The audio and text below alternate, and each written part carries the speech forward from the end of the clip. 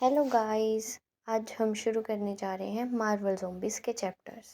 और सबसे पहले नीचे दिए गए बेल आइकन को सब्सक्राइब जरूर कीजिएगा और अगर वीडियो अच्छी लगे तो लाइक भी कर दीजिएगा।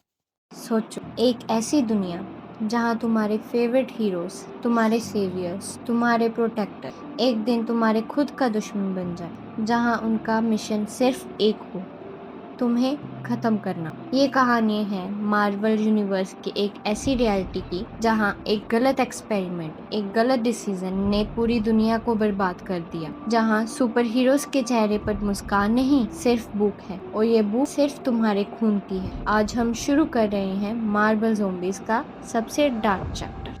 तो दोस्तों, पिछली कहानी कुछ इस तरह। रीड रिचर्ड्स, एक जीनियस लड़का, सिलेक्ट होता है बैक्स्टर बिल्डिंग के एक स्पेशल थिंक टैंक में, जहां सिर्फ यंग साइंटिस्ट का ग्रुप होता है। रीड अपना पूरा बचपन एक टेलीपोर्ट सिस्टम बनाने में लगा देता है, एक ऐसा सिस्टम जो सॉलिड मैटर को एक दूसरी पैरेलल यूनिवर्स जिसका नाम है एंड जोन में भेज सकता है। और जब पहला रियल टेस्ट होता है, उस वक्त रीड के साथ होते हैं सुई स्टॉर्म, सुई का छोटा भाई जॉनी और रीड का बचपन का दोस्त बेंटी। लेकिन टेस्ट के दौरान एक एक्सीडेंट हो जाता है और इन चारों के जेनेटिक स्ट्रक्चर बदल जाते हैं, वो भी एक अजीब तरीके से। रीड का शरीर रबर की तरह स्ट्रेच हो सकता है, बेन ग्रिम बन सकता है पत्थर जैसा मॉन्स्टर, सुई हो जाता है इनविजिबल, और जॉनी, उसके पास आग लगाने की पावर आ जाती है। अब ये फैंटास्टिक फोर दुनिया के सामने आ चुके हैं। 150 मिलियन साल पहले का वक्त। जंगल के बीच एक बड़ा टी-रेक्स जॉनी और बेन के बिल्कुल पीछे है। बेन चीख के बोलता है, रीड, सिर्फ 2 सेकंड और। बेन ग्रिम, जो अब द थिंग बन चुका है, पूरा पंच जोड़ता है डायनासोर के मुंह पर, एक जबरदस्त मुक्का, और वो डायनासोर हवा में उछल जाता है। बेन कहता है, ओके, क्या हुआ अब? रीड उसे वॉर्न करता है, बेन, ध्यान से चलना, किसी छोटी सी चीज़ पे भी कदम मत रखना, वरना टाइम स्ट्रीम में बड़ा फर्क आ सकता है।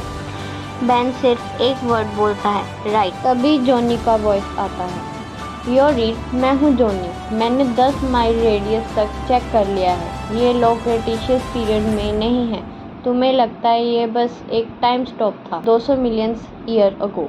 अब हम चले गए हैं 200 मिलियन साल पहले। रीड कहता है, हो सकता है उनका कंबाइंड वेट हमसे 30% ज़्यादा हो, इसलिए वो सिर्फ 2 जंप्स में लाइफ के डॉन तक पहुंच गए, जैसे प्लेन चाइना जाता हो। सुई स्टॉर्म बोलती है, सोचो, हम वही जगह पे खड़े हैं जहां तुम लोग हो, बस 50 मिलियन साल पहले। तुम्हें वो बड़ी सी चट्टान दिख रही है जो एक चुड़ैल की टोपी जैसी दिखती थी, अब भी वही है क्या? बेन कहता है, अब वो चट्टान इतनी बड़ी नहीं लगती, बस 50 या 20 फीट की। 50 मिलियन साल पहले कितनी बड़ी थी? सुई हंसते हुए कहती है, 100 फीट से ज़्यादा। कितना अमेजिंग है ना? तभी कुछ सोल्जर्स सामने से आ जाते हैं। एक सोल्जर गुस्से में बोलता है, बहुत हुआ, अब यूनाइटेड नेशंस को फ़ोन करो।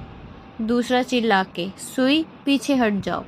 फिर एक सोल्जर एक छोटी सी एशियन क्रिएचर को उठाता है, तुम्हें कंफर्म करना होगा कि मेरे हाथ में क्या है, और सेक्रेटरी जनरल को कहना होगा कि अगर हमें $10 बिलियन नहीं मिले तो हम समुद्र से निकला पहला जीव मार देंगे। रीड गुस्से में बोलता है, तुम पागल हो क्या? अगर तुमने एवोल्यूशनरी चेन तोड़ दी तो ह्यूमैनिटी का एग्जिस्टेंस ख़त्म हो जाएगा, तुम सब भी। सोल्जर कहते हैं, तो क्या, जब तक पैसा नहीं है ज़िंदगी वैसे भी किसी काम की नहीं है। अब फ़ोन उठाओ और उन्हें समझाओ कि किस लेवल की डील हो रही है यहाँ, और कोई स्मार्ट मूव मत करना। हमें पता है मिस्टर फैंटास्टिक का बॉडी रबड़ की तरह स्ट्रेच हो सकता है और इनविजिबल वुमेन गायब हो सकती है। सुई, तुमने हमारी फाइल्स हैक किए हैं क्या? तुम लोग सब जानते हो मिस्टर फैंटास्टिक के बारे में, पर क्या तुमने मेरी फोर्स फील्ड्स कभी देखी है? हैकर, नहीं। सुई, क्योंकि वो इनविजिबल होती हैं, जक्कास। हैकर्स, हवा में उड़ जाता है। सुई का फोर्स फील्ड एक्टिव हो जाता है।